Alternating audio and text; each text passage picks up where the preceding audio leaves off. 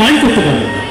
আপনারা যদি বলেন যে আপনি বলেন আমি বলবো, কিন্তু মনে কিছু করতে পারবেন না। আমি আপনাদের জানানোর জন্য বলবো বা জানার জন্য বলবো। প্রণকটি অপুত্রক 5টি বিশেষ পাপ করলে পরের জন্মে পুত্র সন্তান পাবেন না। কি কি পাপ?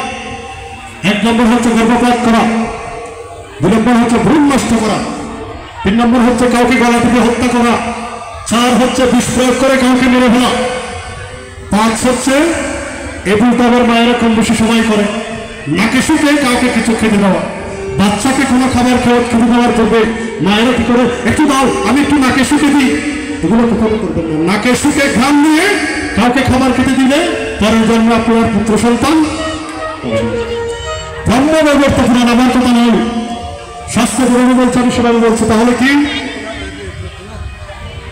প্রণকটি অপুত্রক, এই 5টি বিশেষ পাপ করলে পরের জন্মে পুত্র সন্তান পাবেন না।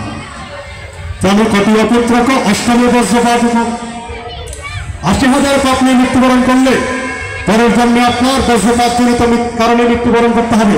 বজ্রপাত ছিলেন, বৃষ্টি হলে একটু পরে ঠেলার পড়বে না? আরে বল, অনেক মানুষ বজ্রপাতে মারা যায় না? তাহলে এটাই জন্মের নয়, পূর্বজন্ম লিখিত।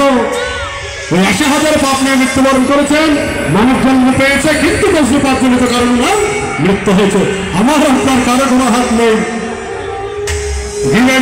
আপনি যা করবেন তার প্রতিফল আপনাকে ভোগ করতে হবে, কোনো ছাড় নেই। তাহলে অষ্টমে বজ্রপাত হতো, অপরে কুষ্ঠমে বছর। আমার এখানে অনেক গুরুত্বপূর্ণ কথা রয়েছে, কেউ গায়ে দেবেন না, আমি কাউকে উদ্দেশ্য করে বলছি না। অপারে কুষ্ঠমে বছর, আপনি এত বেশি পাপ করেছেন, সেই পাপের কোনো হিসেব রাখেননি, নিউজটা অনেক বড়। ব্রহ্মদত্ত পুরাণ বলছেন পরের জন্মে আপনাকে কুষ্ঠরোগী হয়ে জন্মগ্রহণ করতে হবে। কি হয়ে? কি রোগী? কুষ্ঠরোগী। অপারে কুষ্ঠমে বছর ব্রহ্মনার সংবাদম। কুষ্ঠরোগী ছিলেন তো বাবা, অটোমেটিক মানুষ সাদা হয়ে যায় না? আরেকটি কারণে কুষ্ঠরোগী হয়ে জন্মগ্রহণ করতে হবে। সে কারণ হচ্ছে যদি ধর্মসভায় গিয়ে, মহোৎসবে গিয়ে, হরিবাসনে গিয়ে, যদি কোনো ভগবতী আসরে গিয়ে ওখান থেকে প্রসাদ গ্রহণ না করে ঘরে এসে চোদ্দ চস্য লেজ্জ পেয় খেয়ে আপনি আরামায়েশ করে ঘুমান, তাহলে আপনাকে পরের জন্মে কুষ্ঠরোগী হতে হবে। কুষ্ঠরোগী 2টি কারণে হতে হয়। কয়টি কারণে? 2টি কারণে। একটি কারণ হচ্ছে আপনি অজস্র পাপ করেছেন, সে পাপের কোনো লিস্ট করেননি, হিসেব রাখেননি।